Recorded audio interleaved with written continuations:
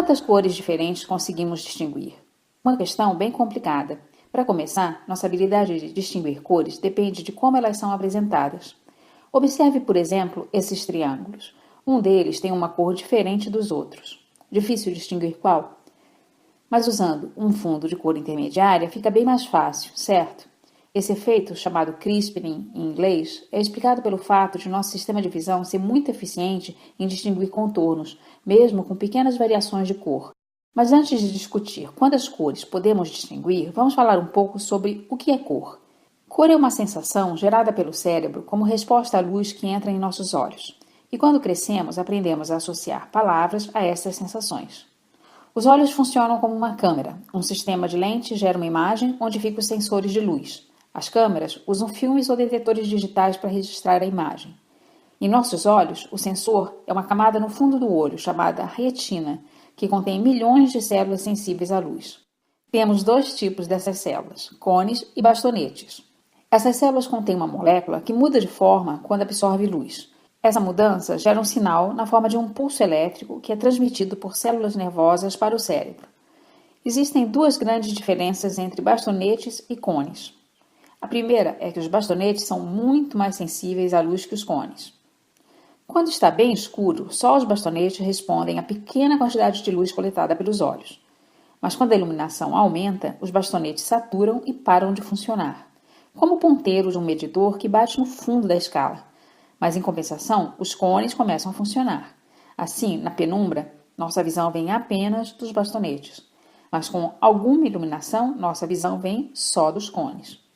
A segunda diferença é que nós só temos um tipo de bastonete, mas temos 3 tipos de cones, com pequenas alterações da molécula sensível à luz, que fazem os 3 cones responderem de maneira diferente para diferentes comprimentos de onda.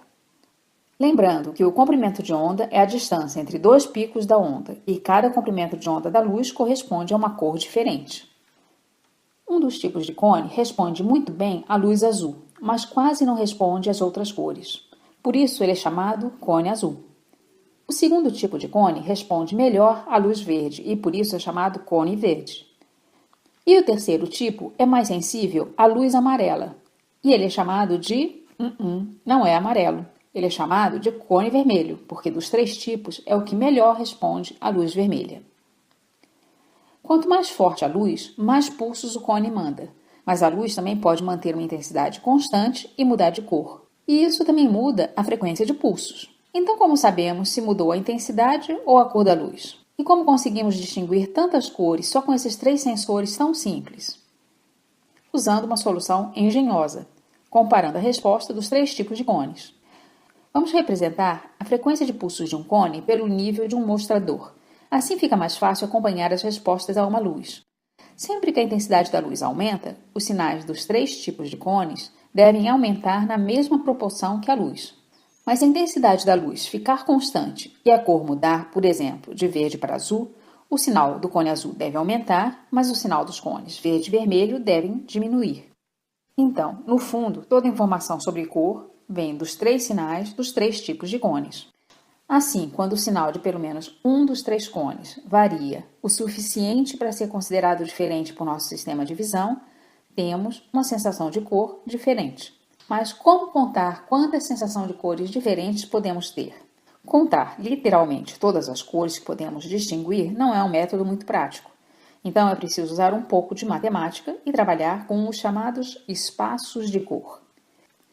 A ideia é pegar os 3 sinais dos 3 tipos de cones para uma cor e transformar esses sinais em 3 coordenadas que dão a posição dessa cor no espaço. Fazendo isso para cada cor, temos um espaço de cor. Existem modelos diferentes para definir essas coordenadas, e cada modelo gera um espaço de cor com uma forma diferente. Mas nem sempre a distribuição das cores parece muito uniforme nesses espaços, ou seja, andar uma certa distância pode significar uma grande variação ou uma pequena variação de cor. Para contar o número de cores, precisamos usar um espaço uniforme para a nossa percepção, ou seja, onde uma dada distância corresponde sempre ao mesmo grau de variação de cor. Um bom espaço para isso é o LAB. Aí, só precisamos testar qual é a menor distância nesse espaço para o qual ainda distinguimos uma variação de cor. E depois usamos a matemática para calcular quantos pontos separados dessa distância mínima cabem no espaço de cor. Muitos citam o valor de 10 milhões de cores distinguíveis, mas os trabalhos mais recentes estimam que as pessoas com visão normal podem distinguir pouco mais de 2 milhões de cores.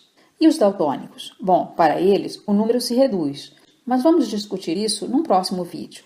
Os cálculos do número de cores distinguíveis são complicados e envolvem algumas incertezas. Um ponto importante é que os testes para determinar a distância mínima onde ainda distinguimos as cores precisam ser feitos em condições bem controladas, porque muitos fatores afetam nossa percepção das cores, incluindo a iluminação do ambiente e a cor do fundo sob as amostras de cores, como no exemplo dos triângulos, onde uma cor de fundo pode aumentar nossa habilidade de distinguir duas cores parecidas. Ou como nesse exemplo, onde os fundos diferentes fazem a gente achar que o X dentro dos quadrados tem cores diferentes, quando na verdade são todos da mesma cor. Uma ilusão chamada contraste simultâneo de cor, que também vamos explicar num próximo vídeo.